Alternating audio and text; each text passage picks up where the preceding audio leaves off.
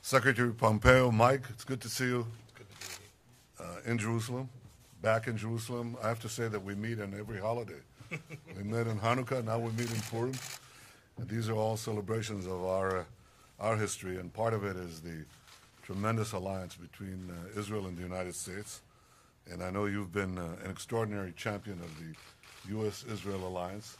And I want to thank you and President Trump for everything that you've been doing to support this partnership, which I think is exceptional.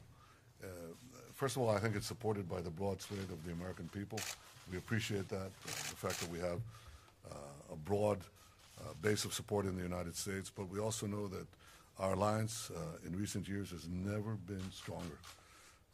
It's an unbreakable bond that's based on shared values of liberty and democracy and shared interests to fight the enemies of democracy, the enemies of our way of life, the terrorists that plague, that prowl our airspace and prowl our countries. And I think that working together we've been able to achieve an enormous amount. Under President Trump, that alliance has also brought a historic recognition of Jerusalem as Israel's capital and the moving of the American embassy to Jerusalem. David doesn't have to travel up the traffic jams from Tel Aviv, which we're trying to loosen up anyway. But I think also the unequivocal commitment to Israel's security, the support that you give us in international forums, all of that is deeply appreciated.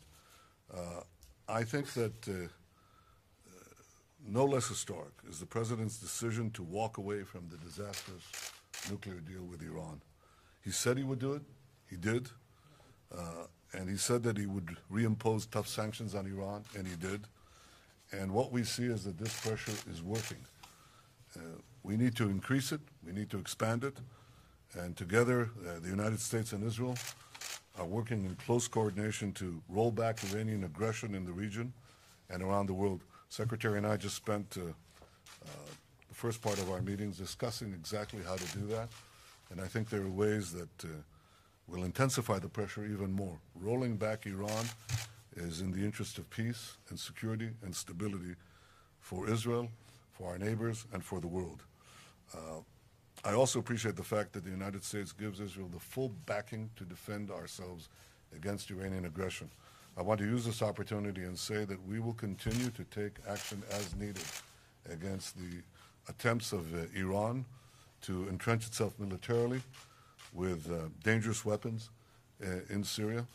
There is no limitation to our freedom of action, and we appreciate very much the fact that the United States backs up our actions as we do them. Just last week, we uncovered efforts by Hezbollah, an Iranian proxy, to build a terror network in Syria on the Golan Heights. And I can say that all of you can imagine what would have happened if Israel were not in the Golan.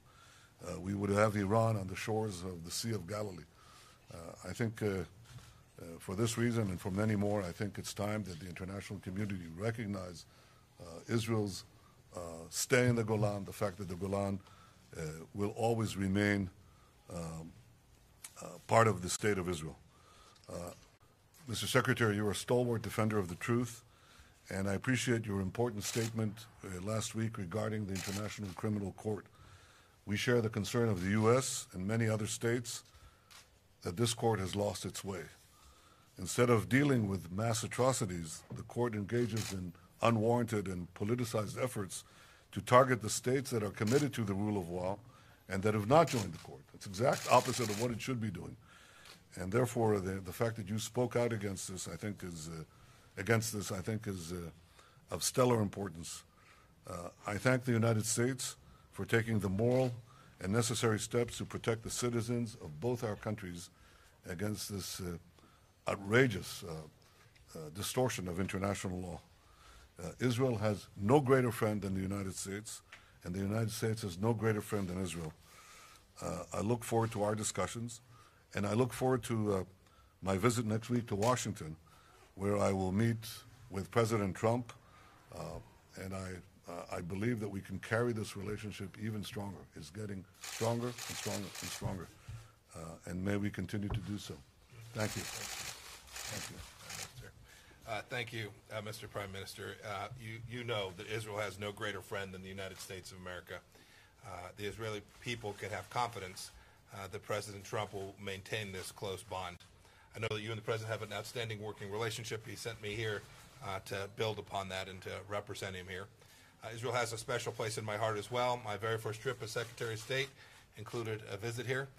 I'm proud to be here again, not only as America's top diplomat, but also as a man of faith that is always newly inspired when I get the chance to travel to Israel. Now to the business at hand. In just a few minutes, the Prime Minister and I will participate in a meeting with Greece and Cyprus to promote energy security and diversification to Eastern Med. I will also discuss our efforts to counter Iran, Russia, and China. We had a chance to talk about those a few minutes ago as well.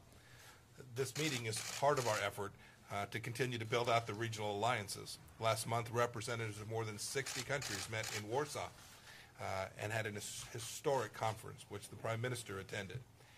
Arab and Israeli leaders discussed ways to end the war in Yemen, to manage refugee crisis, to confront radical Islamic terrorism, and to stop Iran's regional rampage. We're working to build the Middle East Strategic Alliance and to enhance cooperation on economic, energy, and security matters. It's fundamentally our view that this region needs a candid dialogue and open exchanges of ideas, especially as we seek to make progress towards a comprehensive and lasting peace between Israel and the Palestinians. Mr. Kushner and Mr. Greenblatt recently met with regional leaders to find ways to provide economic opportunity for those regions. I know today that at sundown, right about now, the Jewish people will begin the celebration of Purim, a commemoration when Queen Esther saved the Jewish people from destruction centuries ago. I wish the Prime Minister and all who are celebrating a happy Purim. Of course, I remember when he addressed the joint session of Congress right before Purim. I was there, sitting in the auditorium, almost exactly 4 years ago. On that day, you spoke about the grave threat that the Jewish people face, the threat from the Islamic Republic of Iran, which seeks the absolute destruction and annihilation of Israel. The Ayatollahs have spent 4 decades spewing hatred, supporting terrorist violence, and pursuing nuclear weapons for a war against a neighbor that wishes nothing more than to live in peace. The Ayatollah has declared that the annihilation and destruction of Israel is his primary goal. With such threats, a daily reality of Israeli life, we maintain our unparalleled commitment to Israel's security and firmly support your right to defend yourself. Under the 10-year MOU that we signed in 2016, we provide $3.8 billion annually for security assistance to Israel. And with Israel threatened by rockets and missiles from Gaza, Lebanon, Syria, and elsewhere, we are proud to deploy the THAAD anti-missile batteries here. The Trump administration, too, is dedicated to monitoring and combating anti-Semitism. Our special envoy, Elon Carr, was recently here to discuss how we could deepen our commitment to battle this odious prejudice and all other forms of intolerance.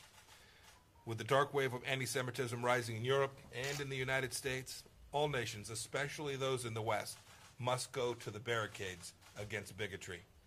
Our challenge is especially urgent as the hot rhetoric of prejudice cloaks itself in the language of the academy, or of diplomacy, or public policy. Sadly, we in the United States have seen anti-Semitic language uttered even in the great halls of our own capital. This should not be. Tomorrow, my wife Susan and I will take a full day of activities to get a deeper sense of Israel and its storied history. We'll visit our new embassy in Jerusalem, which we were proud to open last year. I'm eager to see more of the timeless country, and I thank the Prime Minister and the people of Israel for what I know will be a productive and memorable visit. Thank you. Thank you, Mike. Welcome. Thank you. Prime Minister, how do you feel that your relationship